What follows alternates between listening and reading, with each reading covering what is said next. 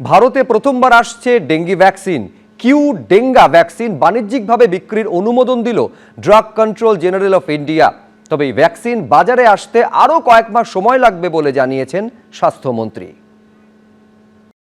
বছর বছর বর্ষা এলে এই রাজ্যে বাড়ে ডেঙ্গির প্রকোপ। প্রতি বছর মশাবাহিত রোগে আক্রান্ত হন হাজার হাজার মানুষ।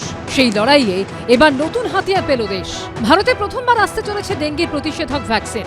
Drug control general of India বাণিজ্যিকভাবে ডেঙ্গির ভ্যাকসিন কিউ ডেঙ্গা ব্যবহারের অনুমোদন দিয়েছে। জাপানের তাকেদা বায়োফার্মাসিউটিক্যালসের তৈরি এই ভ্যাকসিন 4 থেকে 7 বছর বয়সীদের দেওয়া হবে।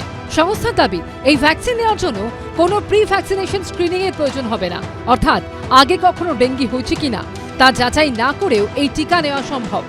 এটা ঠিক যে একবার দুবার ডেঙ্গু হয়ে গেলে মানুষ ডেঙ্গু ইমিউন হয়ে যায়, তো সেটা যদি আমি আর্টিফিশিয়ালি একটা ইনফেকশনের মতন করে দিতে পারি, তাহলে আমি ভীষণভাবেই আশাবাদী যে ডেঙ্গুটা প্রিভেন্ট করা যাবে।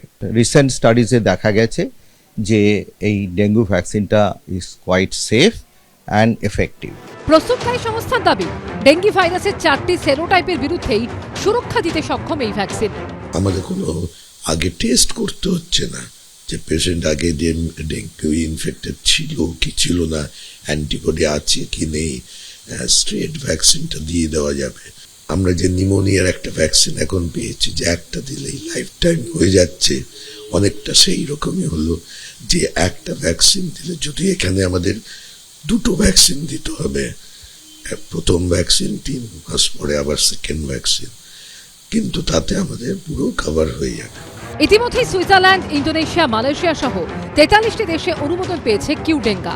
8টির বেশি দেশে অন্তত 28,000 মানুষের উপর চালানো হয় ক্লিনিক্যাল ট্রায়াল। ভারতে সফলভাবে ফেজ 3 ট্রায়ালও সম্পন্ন হয়েছে। কিউডেং ভ্যাকসিন ডিসিজিআই করেছি, 2টি ডোজ লাগবে 3 মাসের অন্তর। আমরা স্বাস্থ্য মন্ত্রণালয় থেকে কথাবার্তা শুরু করব।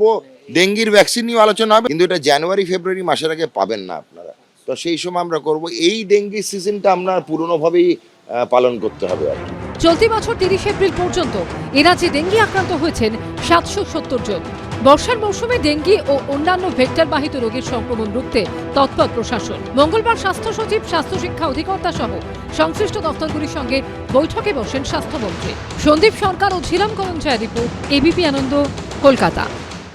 এবিপি আনন্দ, এগিয়ে থাকে, এগিয়ে রাখে।